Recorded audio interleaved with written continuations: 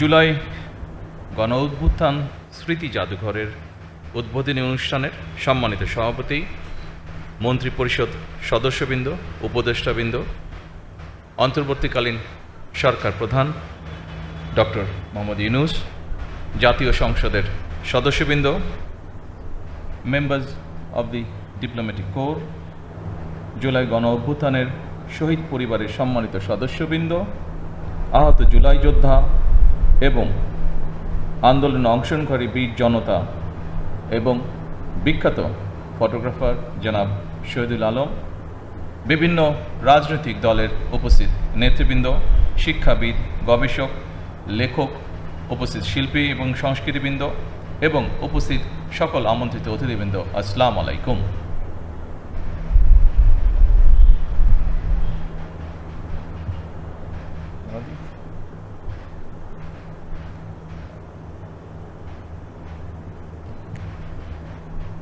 Bismillahir Rahmanir Rahim. Honorable Chair of the inauguration ceremony of the July Mass Uprising Memorial Museum, Honorable Member of the Cabinet and Advisors, Honorable Member of the Parliament, Honorable Members of the Diplomatic Corps, respected members of the families of the martyrs of the July Mass Uprising, injured July fighters and the brave students and people who participated in the movement, Mr. Shahidul Alam, leaders of the various political parties, distinguished educationalists, researchers, writers, artists and cultural personalities, and distinguished guests, Assalamu alaikum.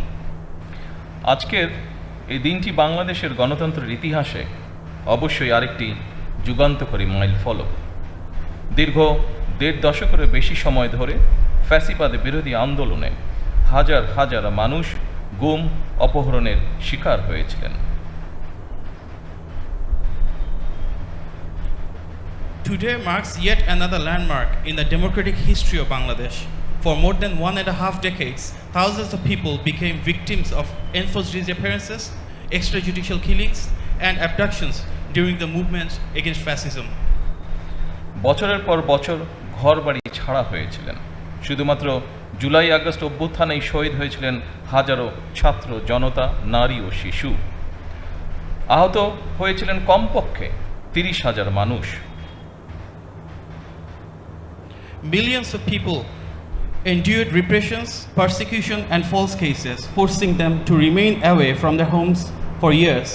During the July-August mass uprising alone, thousands of students, ordinary citizens, women, and children embraced martyrdom. At least 30,000 people were injured as well. I pay my deepest tribute to all the martyrs of the anti-fascist movement. আমি ফ্যাসিবাদ বিরোধী আন্দোলনে সকল শহীদের প্রতি গভীর শ্রদ্ধা জানাই। হতাহত পরিবারের প্রতি জানাই গভীর সহানুভূতি এবং সমবেদনা। I also extend my profound sympathy and condolences to the families of the martyrs as well. উপস্থিতিবৃন্দ, July আগস্টের অভ্যুত্থান ঠেকাতে ফ্যাসিস্ট চক্র হেলিকপ্টার থেকেও গুলি করেও গণতান্ত্রিক জনগণকে হত্যা করেছিল। পরাজিত, পতিত, বিতাড়িত ফ্যাসিস্টদের এমন নৃশংসতা, এমন বর্বরতা সভ্য জগতে বিরল। To suppress the July-August mass uprising, the fascist regime even opened fire from helicopters, killing democracy-loving citizens. Such brutality and barbarity by the defeated and ousted fascist forces are rare in the civilized world. ফ্যাসিবাদী শাসনামলে গুম, খুন, অপহরণকে স্বাভাবিক নিয়মে পরিণত করে ফেলা হয়েছিল। দীর্ঘ ১.৫ দশকের বেশি সময় ধরে চলা এই নৃশংসতা শুধুমাত্র স্বাধীনতা পরবর্তী তৎকালীন সরকারের ৩.৫ বছরের দুঃশাসনের সঙ্গেই তুলনা চলে। During the fascist regime, enforced disappearances, killings, and extrajudicial killings had become routine. The atrocities committed over more than 1.5 decades can only be compared with the 3.5 years of misrule by the post-independence Awami League government. আজকের ঐতিহাসিক জুলাই গণ অভ্যুত্থান স্মৃতি জাদুঘর ভবিষ্যতের প্রজন্মের সামনে তাদের পূর্বসূরিদের সাহসী ইতিহাস যেমন তুলে ধরবে, অপরদিকে তাদের সামনে উন্মোচিত হবে বিতাড়িত ফ্যাসিস্টদের মুখোশ। In this context, today's historic July Mass Uprising Memorial Museum will present to future generations the courageous history of our forefathers' sacrifices. At the same time, it will expose before them the true face of the ousted fascists. এই স্মৃতি জাদুঘর আমাদের জনগণের সংগ্রাম, আত্মত্যাগ, বেদনা, সাহস ও গণতান্ত্রিক আকাঙ্ক্ষাকে জাতীয় স্মৃতিতে স্থায়ীভাবে ধারণ করার এক ঐতিহাসিক উদ্যোগ। The Memorial Museum is a historic initiative to permanently preserve in our national memory the struggle, sacrifice, pain, courage and democratic aspirations of our people. আমি আশা করি এই জাদুঘর শুধুমাত্র 2024 সালের নৃশংস ঘটনার স্মারক হবে না। এই জাদুঘর বাংলাদেশের মানুষের সামগ্রিক গণতান্ত্রিক অভিযাত্রার সঙ্গে জুলাই গণ অভ্যুত্থানের সম্পর্ক তুলে ধরবে। শুধুমাত্র জুলাই গণ অভ্যুত্থানই নয়, এখানে বাংলাদেশের প্রতি গণতান্ত্রিক আন্দোলন সংগ্রামের ইতিহাসও সংরক্ষিত থাকা জরুরি। I hope this museum will not merely serve as a memorial to the tragic events of 2024. Rather, it will illustrate the connection between the July mass uprising and the broader democratic journey of the people of Bangladesh over the years. It is essential that this museum preserve not only the history of the July mass uprising, but also the history of every democratic movement and struggle in Bangladesh. ইতিহাস সাক্ষী, বিতাড়িত ফ্যাসিবাদী চক্র কখনোই দেশে গণতান্ত্রিক শাসনকে মেনে নিতে পারে নাই। এদেরই পূর্বসূরিগণ 1975 সালে সংবিধান পরিবর্তন করে দেশে গণতন্ত্রের কবর রচনা করেছিল। History bears witness that the ousted fascist forces have never accepted democratic governance in the country. Their predecessors buried democracy by attending and amending the constitution in 1975. Later, the proclaimer of Bangladesh's independence, Shohid President Zia Rahman, upon assuming the responsibility of governing the state, restored multi-party democracy in the country. পরবর্তীতে বাংলাদেশের স্বাধীনতা ঘোষক শহীদ president Ziaur Rahman রাষ্ট্র পরিচালনার দায়িত্বে এসে দেশে পুনরায় বহুদলীয় গণতন্ত্র পুনঃপ্রতিষ্ঠিত করেছিলেন। এইসব ইতিহাস জুলাই গণ অভ্যুত্থান স্মৃতি জাদুঘরে সংরক্ষণ করা হলে ভবিষ্যৎ প্রজন্ম অবশ্যই উপকৃত হবে। If this history is preserved in the July Mass Uprising Memorial Museum, future generations will undoubtedly benefit from it. আমি আশা করি এই জাদুঘরে জুলাই আগস্টের রক্তক্ষয়ী গণ অভ্যুত্থানের শহীদদের পরিচয় ও জীবন কথা, আহতদের সাক্ষ্য, গণ অভ্যুত্থানে অংশগ্রহণকারী বীর ছাত্র জনতার প্রত্যক্ষ অভিজ্ঞতা, আলোকচিত্র, ভিডিও চিত্র, সংবাদ প্রতিবেদন, পোস্টার, দাওয়াল লিখন, গ্রাফিতি, কার্টুন, কবিতা, গান, নাটক, চিত্রকর্ম, ব্যক্তিগত স্মারক এবং ডিজিটাল উপাদান ও সংরক্ষিত থাকবে।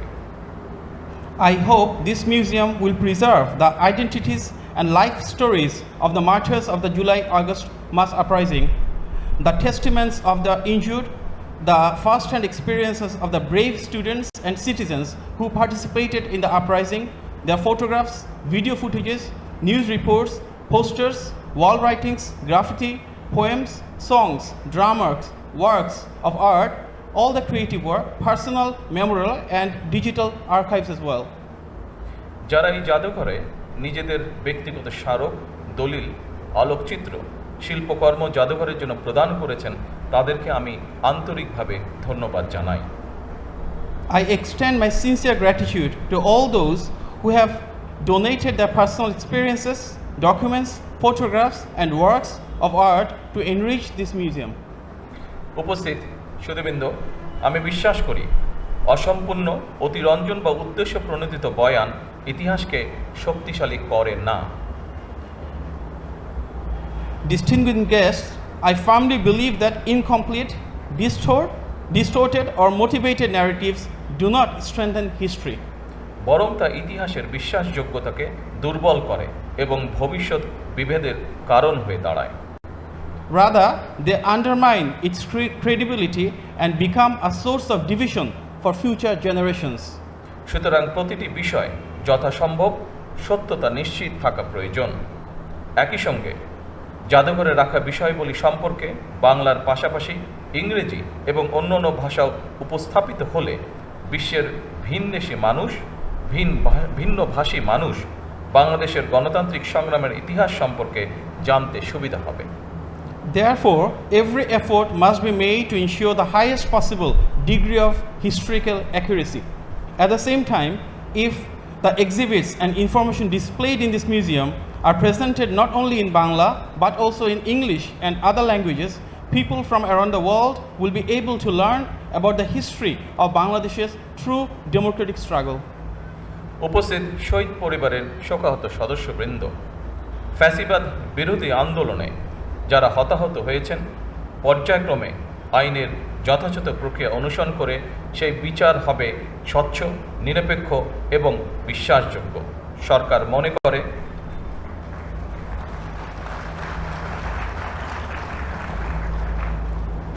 মনে করে আইনের শাসন নিশ্চিত করার জন্যই প্রতিটি অপরাধের বিচার হওয়া অত্যন্ত জরুরি।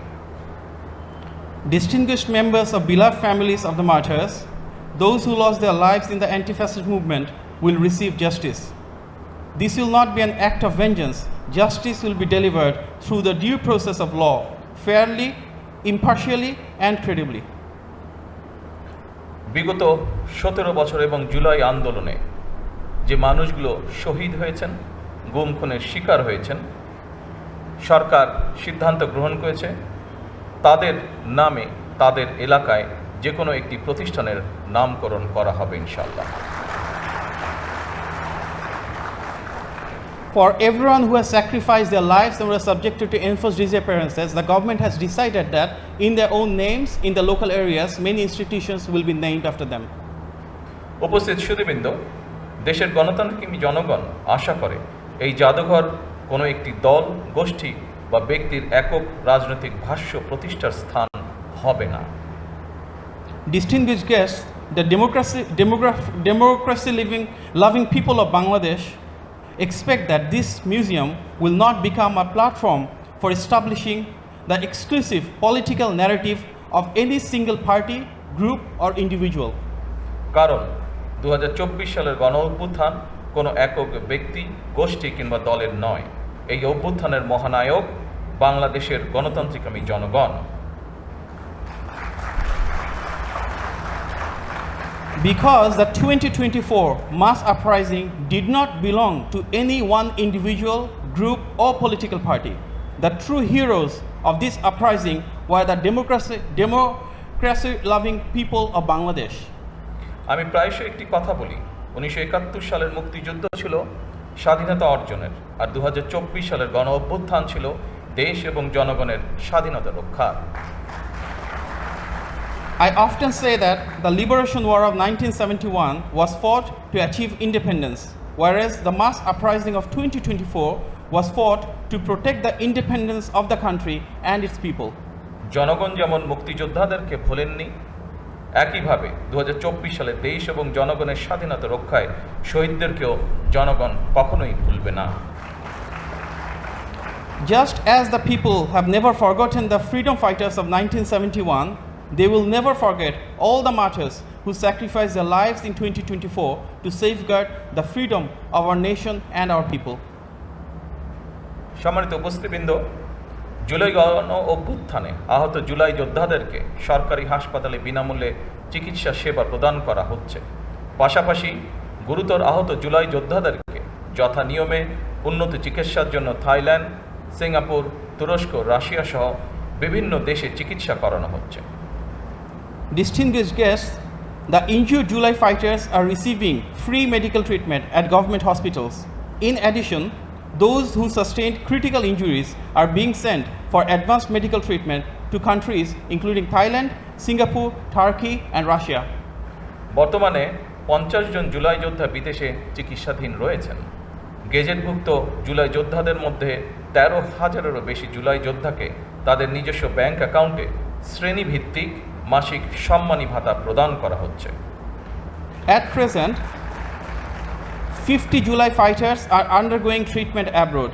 Among the officially gazetted July fighters, more than 13,000 are receiving monthly honorarium according to their respective categories directly into their own bank accounts. ফ্যাসিবাদ বিরোধী আন্দোলনে হতাহতদের রাষ্ট্রীয় উদ্যোগে সহায়তা করার ব্যাপারে বর্তমান সরকার অত্যন্ত আন্তরিক। the present government remains deeply committed to extending state support to those who suffered in the anti-fascist movement.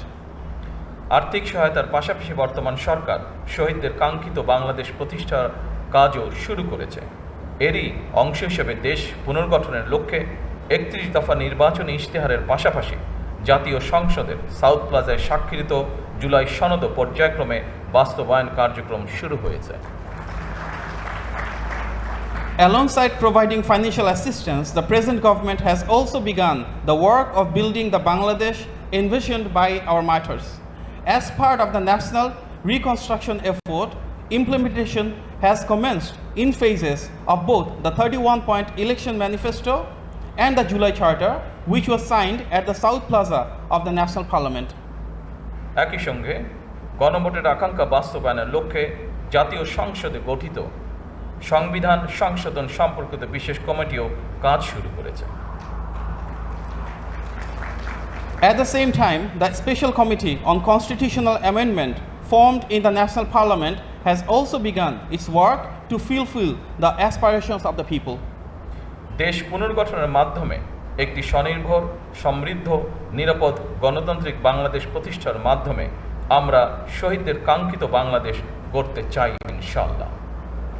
Through national reconstructions, we will inshallah build a self-reliant, progressive, prosperous, secure and democratic Bangladesh, the Bangladesh for which the martyrs laid down their lives. উপস্থিত সুধীবৃন্দ, আমি আজ এই অনুষ্ঠানে একটি বিষয় জনগণের দৃষ্টি আকর্ষণ করতে চাই। Distinguished guests, today I would like to draw the attention of the people to one important issue. ফ্যাসিবাদ মুক্ত বাংলাদেশে কেউ কেউ অহেতুক ইস্যু তৈরি করে দেশে অস্থিরতা সৃষ্টির অপচেষ্টা শুরু করেছে। এসব পরিস্থিতি তৈরি করে তারা নিজেদের অজান্তেই পতিত পরাজিত পলাতক স্বৈরাচারের পুনরুত্থানের পথ সুগম করছে কিনা সেটি মনে হয় ভেবে দেখা প্রয়োজন আমাদের। In our Bangladesh now free from fascism, some are attempting to manufacture unnecessary issues and create instability in the country. I urge them to reflect on whether, by creating such situations, they are unknowingly paving the way for the resurgence of the defeated, ousted and fugitive autocratic regime. পরিশেষে জুলাই গণ অভ্যুত্থান স্মৃতি জাদুঘর প্রতিষ্ঠার সঙ্গে সংশ্লিষ্ট স্থপতি, ইতিহাসবিদ, গবেষক, জাদুঘর বিশেষজ্ঞ, শিল্পী, সংগ্রাহক, কারিগর, কর্মকর্তা কর্মচারী এবং সবাইকে আমি আন্তরিক ধন্যবাদ জানাই। In conclusion, I extend my heartiest thanks to the architects, historians, researchers, museum experts, artists, collectors, technicians, officials, staff members and all others associated with the establishment of the July Mass Uprising Memorial Museum. আজকের এই দিনে আমি আরও ধন্যবাদ জানাতে চাই বাংলাদেশ সশস্ত্র বাহিনীকে গণতন্ত্র এবং জনগণের পক্ষে অবস্থান গ্রহণের জন্য।